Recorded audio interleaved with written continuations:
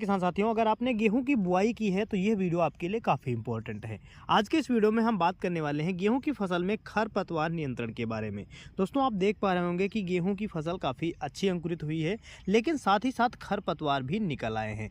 जब हमारी फसल में साथ ही खरपतवार होते हैं तो जितने भी मिट्टी में पोषक तत्व मौजूद होते हैं वो हमारे पौधे को न मिल करके ये जो खरपतवार होते हैं ये खींच लेते हैं, जिससे हमारी फसल कमज़ोर रहती है और आगे अच्छी पैदावार नहीं मिलती है। तो आज हम जानेंगे कि खरपतवार नियंत्रण के लिए क्या आपको प्रयोग करना चाहिए। सबसे पहले हम बात करते हैं प्री एमर्जेंट हर्बिसाइड के बारे में। तो उसका आप प्रयोग कैसे कर सकते हैं, प्री एमर्जेंट हर्बिसाइड होती क्या है और इसका काम कैसे होता है।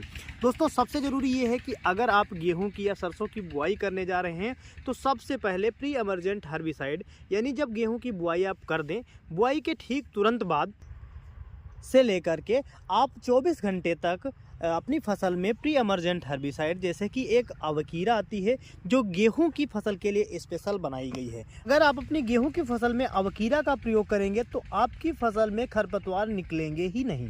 अवकीरा की मात्रा की बात करें तो 60 ml प्रति एकड़ के हिसाब से डाली जाती है, साथ में बंकर भी मिलाया जाता है। इसको मिलाकर डालने से आपकी फसल में खरपतवार निकलेंगे ही नहीं। अगर किसी भी फसल में खरपतवार निकलेंगे ही नहीं तो शुरुआत से ही फसल की ग्रोथ अच्छी होगी, उपज अच्छी मिलेगी।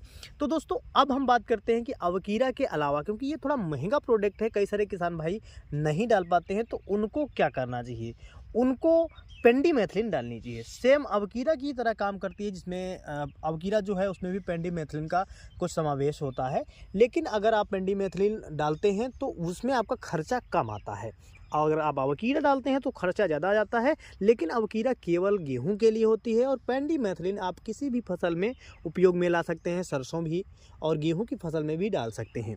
जब आप गेहूं की बुआई करें तब आपको पेंडीमेथिलिन 24 घंटे के अंदर स्प्रे करनी है। बुआई करने के ठीक बाद पाटा लगा दें, इसके बाद आपको उसका स्प्रे करना है। मात्रा की बात करें तो उसको भी 60 से 65 ml या 70 ml प्रति एकड़ के हिसाब से डालकर गेहूं की फसल में या सरसों की फसल में या अन्य जो फसलें हैं उनमें भी इनको डालकर खरपतवार उगने से ख़त्म कर सकते हैं। उगने ही नहीं देगी, जिससे कि आपकी फसल स्वस्थ रहेगी। लेकिन कुछ किसान भाई नहीं डाल पाए हैं, अभी उनकी बुआई हो चुकी है और इस तरह के छोटे छोटे खरपतवार दिखाई दे रहे हैं, जैसे कि ये मंडूसी दिखाई दे रही है। तो इस तरह के अगर छोटे छोटे खरपतवार अभी भी निकले हैं तो पेंडीमेथिलिन एक बार अभी भी इसको डाल सकते हैं, असर दिखाएगी। छोटे जो खरपतवार निकलने वाले हैं, स्टार्ट हो रहे हैं, उन पर काफ़ी अच्छा रिजल्ट देगी। जानकारी अच्छी लगी हो वीडियो को लाइक करें, सारे मित्रों में शेयर करें। आप अपनी गेहूं की फसल या सरसों की फसल में खरपतवार नियंत्रण के लिए क्या करते हैं, कमेंट बॉक्स में जरूर बताएं। धन्यवाद।